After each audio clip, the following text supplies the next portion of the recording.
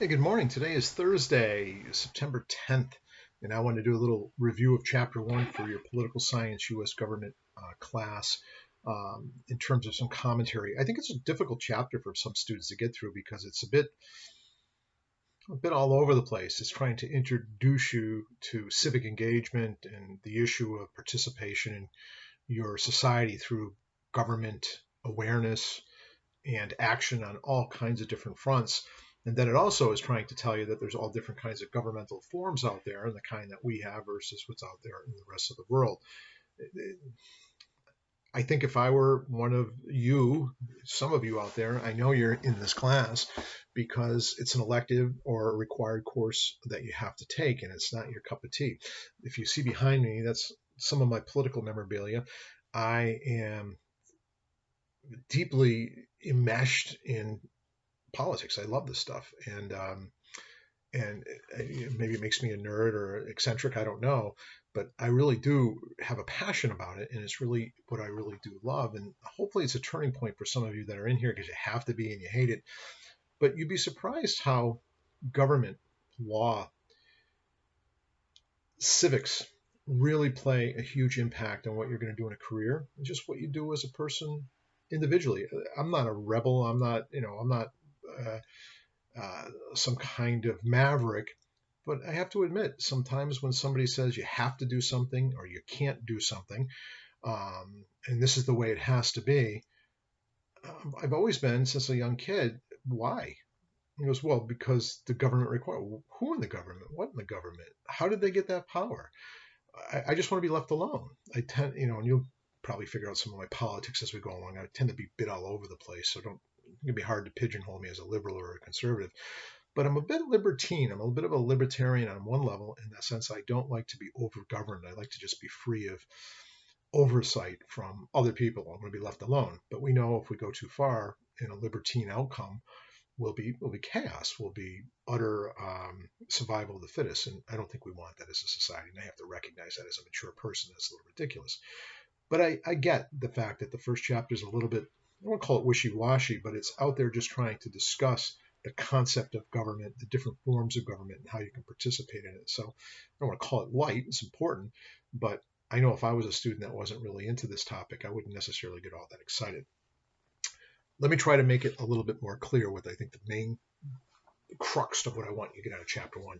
We should know what government is. And government's basically the systems by which we structure society in order to make sure we have civility, that there's not chaos, and that there's a means by which conflict can be resolved, and also a methodology by which we distribute services.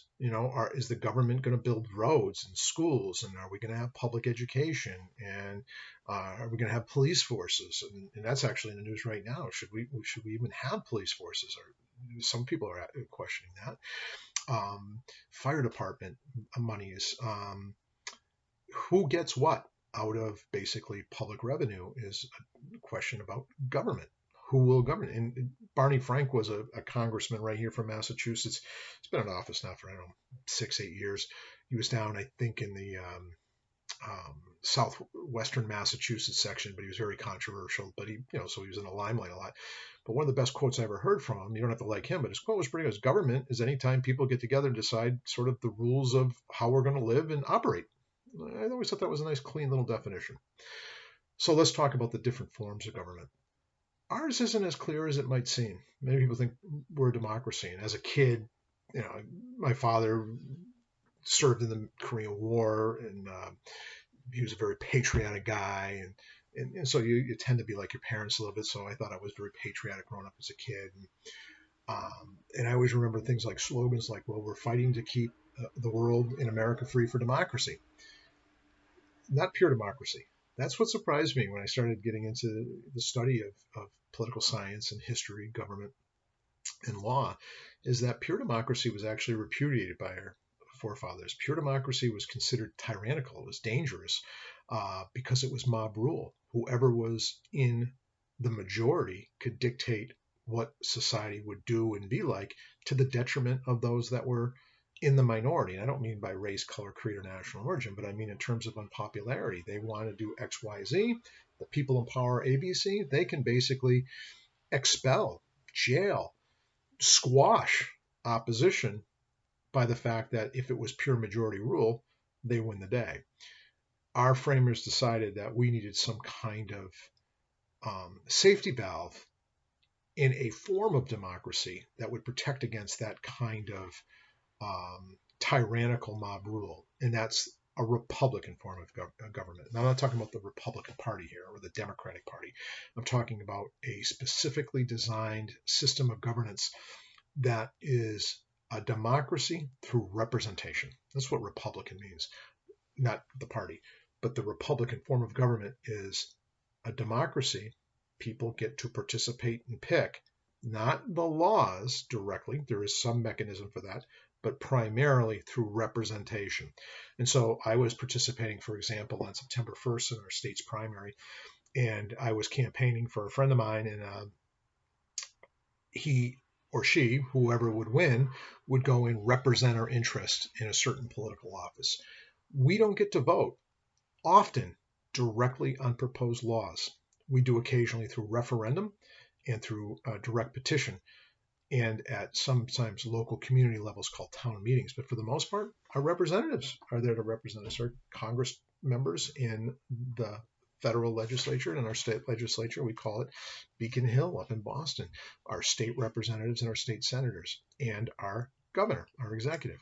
We don't get to vote for judges in the state of Massachusetts, nor on the federal level, because our framers thought it would be unwise to make that representative in nature, because judges have to have the courage not to feel that they should make popular decisions, but make decisions based upon law and fact alone without having to answer to the whims of political will.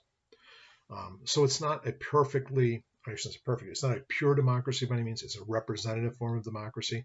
And that probably brings up one of the discussion boards I'm going to pop up. So now, for example, let's just bring up a topic. I'm pretending this is a traditional brick and mortar class, and I'd be up there talking with you guys. I say I can get a response from you, but how many of you are in favor of the death penalty for very heinous crimes? So somebody does something very atrocious, I don't know, murders young children, several of them without any kind of provocation, and they don't suffer from any underlying mental illness or excuse or mitigation. It's just a really crime of evil. And this person has no redeeming value, has never done anything good in society, long criminal record, and they go out and just, I don't know, kill a bunch of little kids. Many of you, probably, I would think the majority of you would be in favor of the death penalty for something like that. Do we have the death penalty in Massachusetts? No, we don't. But if you take a poll of the Massachusetts voter registration, and it's consistently true, the majority of Massachusetts voters are in favor of the death penalty for something like that. So why don't we have it?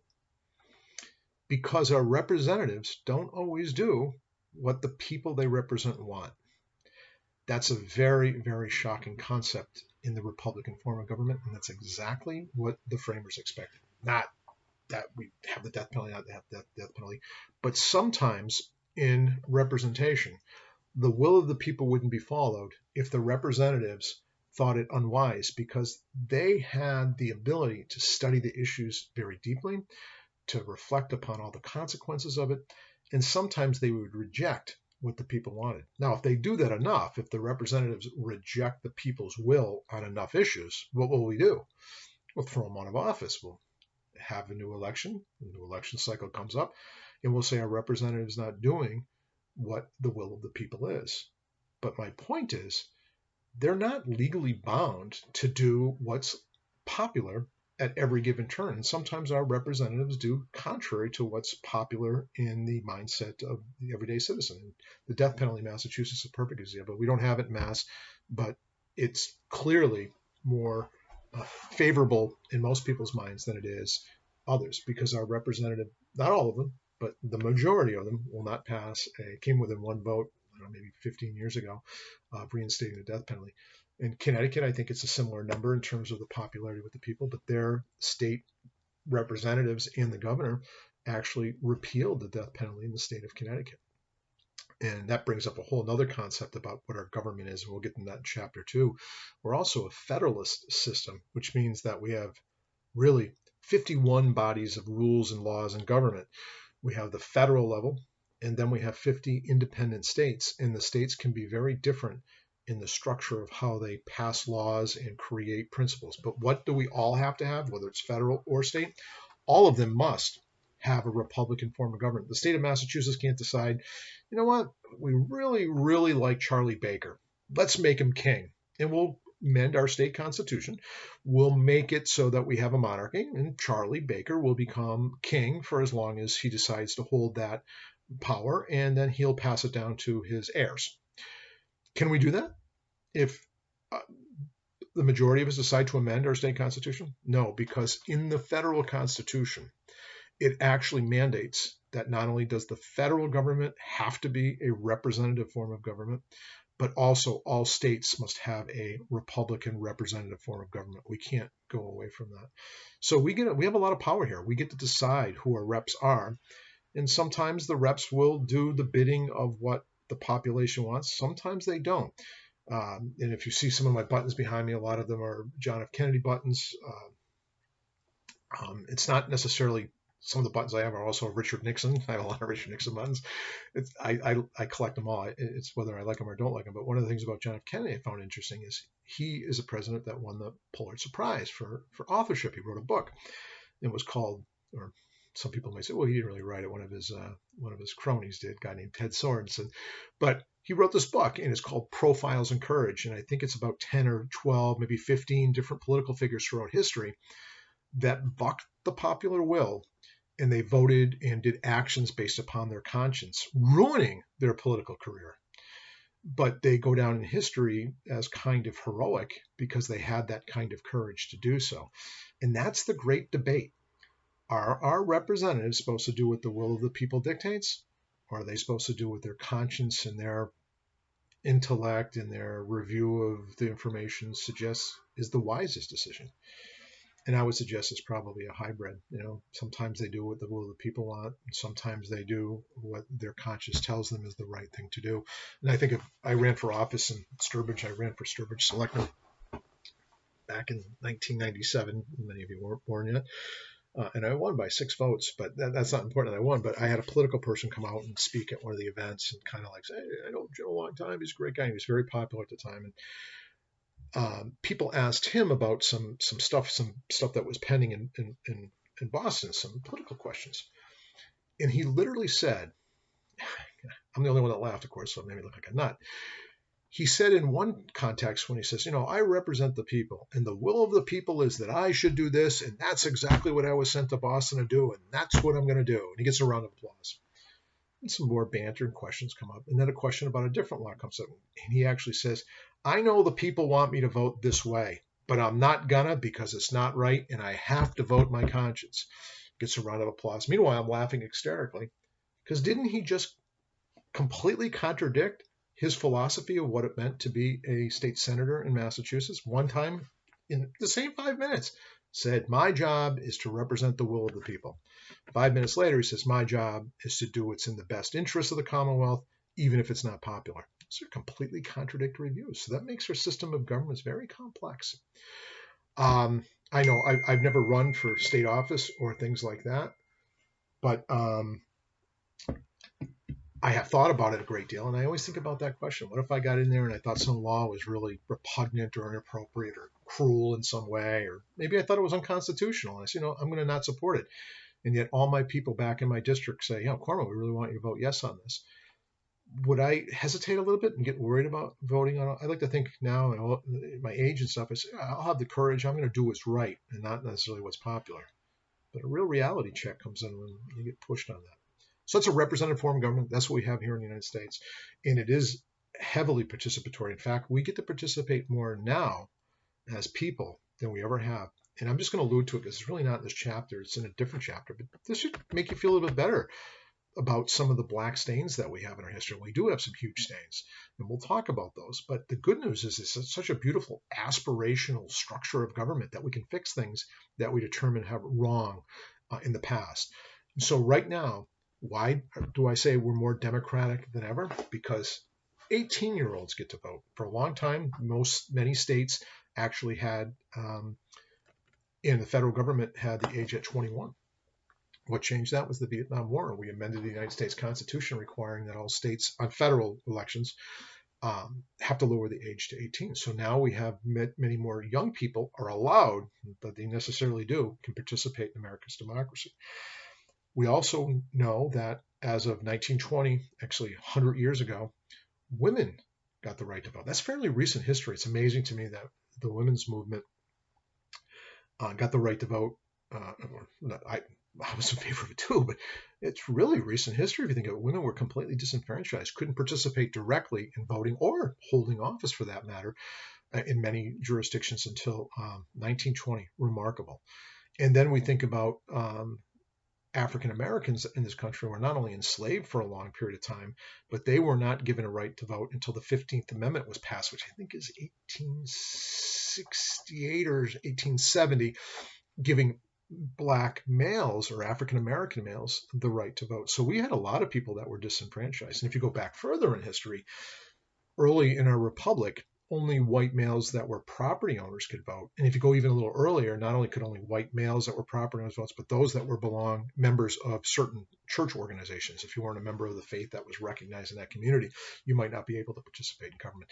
So we have a much more democratic system of government right now than we ever have.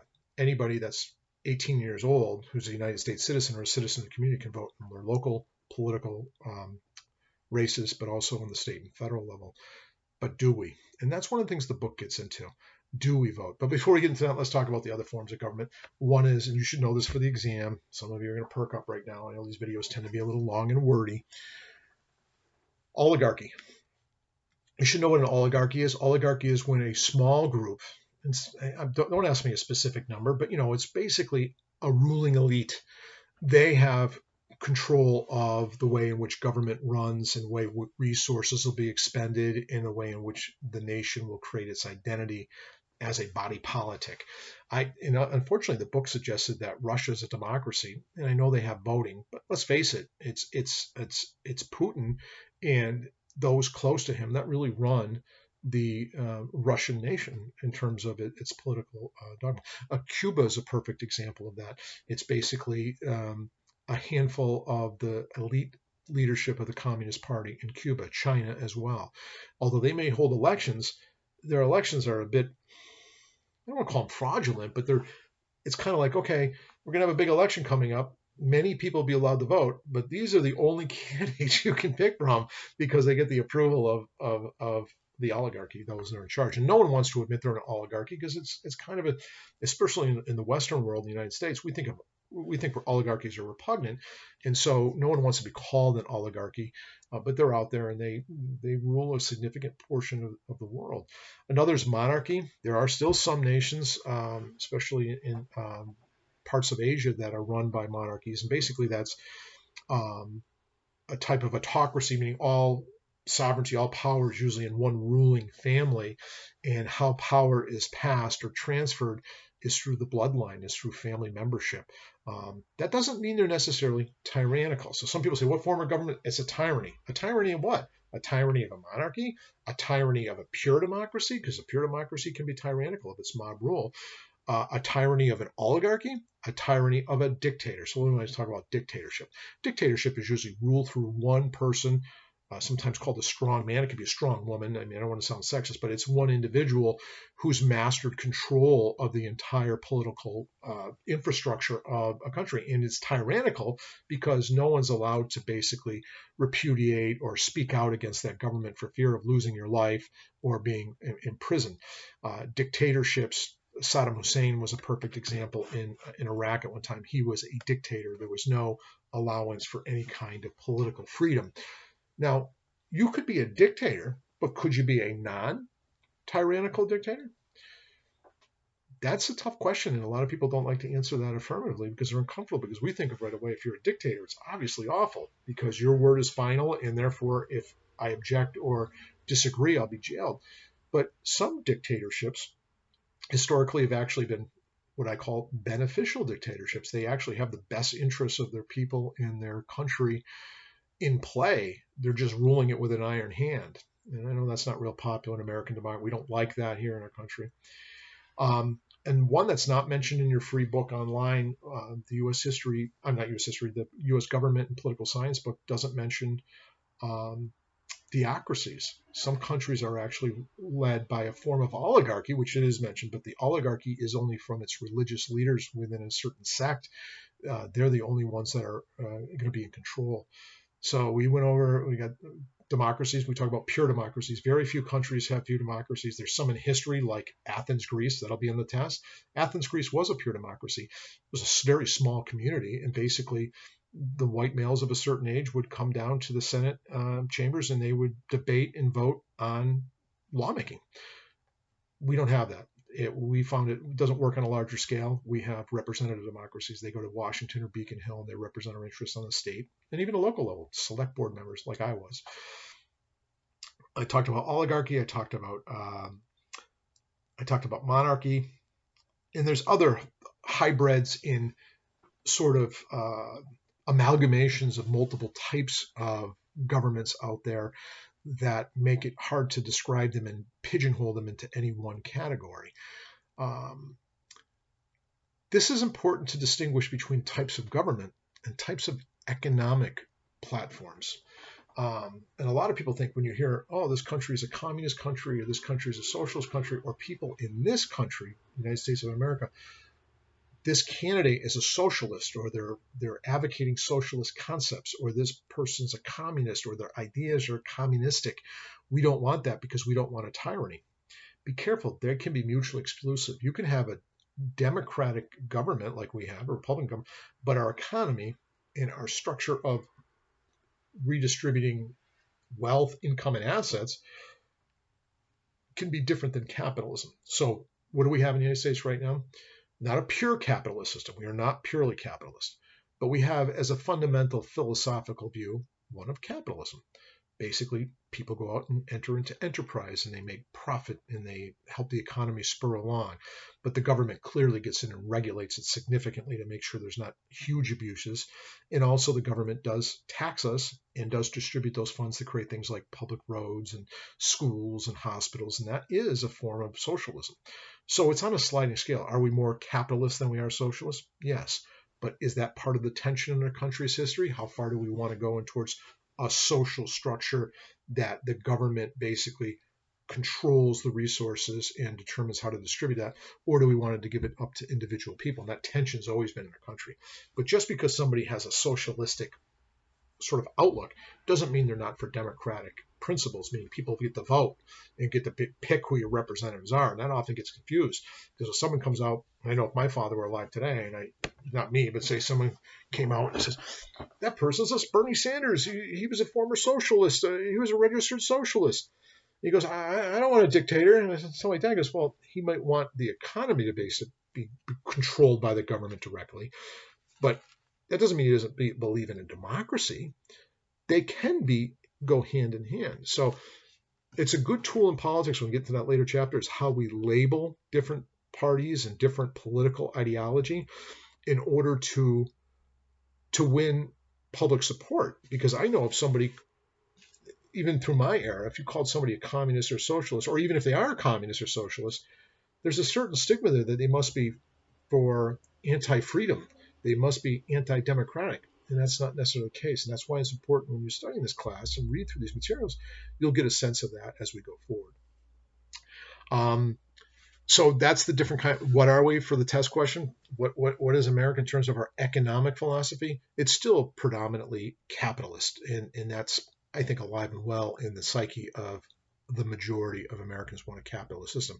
But a majority of us also want to have good public schools and good public roads. And some of us want to go so far as to have universal health care. That's a form of socialism. So there's this tension of how far we'll go towards a socialist. Now, communism, we know, is even more structured in terms of the government controlling the resources and the wealth and the labor of a nation. There's very few examples of communist nations, pure communist nations, that haven't also been a bit tyrannical in terms of maintaining control. So when you hear of a country, and someone will spot, say one of the Western European countries that have a form of communist or certain members of their branch of governments are communists. It tends to be a bit of a hybrid. Countries that are purely communistic have had a hard time maintaining control without slipping away from democratic ideals. Some of you might want to argue with me on that one, but that's kind of the history on that one. And so I just want you to be cautious about comparing those two concepts, the economic structure of a nation or a people versus their political structure. Can be mutually exclusive, can be tied in, and oftentimes through political naivete and anger, we tend to label certain groups as having a political ideology that may be very different than their economic philosophy. Now I just want to leave you with civic engagement. Can you be engaged? You can actually have a huge impact. I'll go back to my election, I won by 6 votes. So your vote does count. And not only does your vote count, but you'd be surprised if a handful, maybe, okay, can one person change the world? I actually think you can. But do I have proof that a handful of people can? Yeah, I know if 10 people got together and wrote letters or sent emails to their state rep on an issue, that state rep would likely respond because there's something brewing and they want to be on top of it, whether they're for it or against it. You can influence government. The government is you. We're a government of the people. And I'm not saying it because I'm waving a flag as Mr. Patriot here. I'm saying because it's true. There's no question about it. And the good news is, and the bad news is we don't participate enough. We're not civically aware. We don't, and that's the first thing you can do to become civically engaged, is you can start paying attention to what laws are being proposed, what government actions are being discussed, and you can vote. You don't have to get out there and hold lawn signs like I do and go to political functions, but if you do, there's nothing wrong with it. That's what makes us free, to be able to participate in those things. Unfortunately, right now, people are a little bit scared to, because there's so much acrimony on both sides, so much hatred, so much vilification of people that disagree with us. And that becomes a little bit scary. When I was standing out in the polls, everyone was very nice to me, but people were starting to feel me out for where I stood on political issues. And there's a couple of people getting kind of hot with each other over their political views. And I was like, gee, it's really awful, that people were getting mad. And the one group actually stood on one side of the grass berm and the other group was sitting on the other side. And I just stood by myself away from her because I don't want to argue with anybody. I want to get along with everybody. But that's one of the things that separates, I think, some of the history is how polarized we've gotten in our country. And hopefully you can change that by participating. Show that you respect the other side's views and that you'll let them speak and that you'll hear them. And you win with class and you win with kindness. And a little bit of my pontificating over how we can participate in politics and still be very, very civil. But you really can have a huge impact on politics. You can participate whether you run for office or you support people that run for the ideals and the views that you support. And if they backtrack and don't do that, you can vote them out of office. Some very popular people in government, I thought powerful, I should say, have been voted out of office. Look at Joe Kennedy from the 4th District. He decided to run for U.S. Senate. Everyone thought it was going to be a slam dunk. He was going to throw out Ed Markey, who's much older. I think he's 78 years old. But the young people actually supported Ed Markey in huge numbers because he had very progressive and liberal ideas, more so than even Joe Kennedy. And so because of a grassroots effort, mostly with young and progressives, Ed Markey was able to beat Joe Kennedy. And kind of a shocker, not by the time of the election, about 2 weeks before, we were seeing poll numbers, or maybe even a month before, that Ed Markey looked like he might pull this thing off. But the point is through participation, you really can change things, especially if you ally yourself with other people with like-minded goals. So I urge you to participate, urge you to register to vote, even if your views are very, very different than mine. Civically engaged society is one in which it's healthy. It just is, because it's a government of the people if the people participate. And the good news, on September 1st, we had record historic turnout in our primary election for September 1st. That made me really happy. When I ran for selectman, it's not a test question, but I guess it'd be kind of a cool test question. I always remember getting the newspaper the next day in my local town. Didn't sleep all night. Drank a lot. And I was celebrating with my best friend. And he and I went out and got the newspaper. And they had a picture of me with these, like, my glasses. I used to wear bigger glasses. They were, like, for some reason, kind of all fogged up. And it was a terrible angle. It was probably the worst picture I ever had of me. And this newcomer in Sturbridge wins selectman by 6 votes, And it was a great moment. But it was interesting. The next part of the article says there was a huge voter turnout for the local election. Guess what the huge voter turnout was in Sturbridge, 1997? for a town election. There was no state ballots on the question. There was no state offices or federal offices. 27% of the eligible voters voted in our town, and the journalists thought that was an excellent turnout. We can do better, and that's one of the discussion board questions I'll probably ask as we get into the whole thing about voting, is what can we do to make it makes it sound like it should be forced, and I'm never for forcing anybody to do anything. I think that's contrary. It's an oxymoron to force someone to participate in voluntary activity. But what can we do to get people more engaged to want to go out and vote? My son, 20 years old, he's below me. He's probably going to start playing guitar at any second, so I got to wrap this up. He's not even registered to vote, and he's out holding the political sign with me last Tuesday, or the Tuesday before, and I say, hey, Tony, you gonna go and vote? I said, how do I do that? So we go with all the people and go vote. He goes, wasn't I supposed to sign up beforehand? And I was like, I was pretty disappointed, to be quite honest with you. Don't let that happen to you. Don't lose your voice. You really do. And a lot of us are disillusioned because we think the rich, and that's in your book, the rich, the educated, those that know how to play the system win. But it's not rocket science. You can play the system. Do the rich have a huge deal of influence? Absolutely. But can you also participate by getting like-minded people to support you or the people you support and help raise money? Yeah, and that's one of the topics I'll talk about, is maybe removing some way of removing or equalizing or making it more equitable, the way in which money is spent on political campaigns. Because let's face it, if you have the money and you get your face out there and your message out there with a nice slogan, sometimes name recognition alone can pull off an election. I'm sorry I went way too long. I kept talking, but that first chapter is trying to get you excited about civic engagement. It's also trying to spell out the different forms of government. If you have any questions, don't be afraid to shoot me an email or a text, or even give me a phone call if you're really bewildered about things.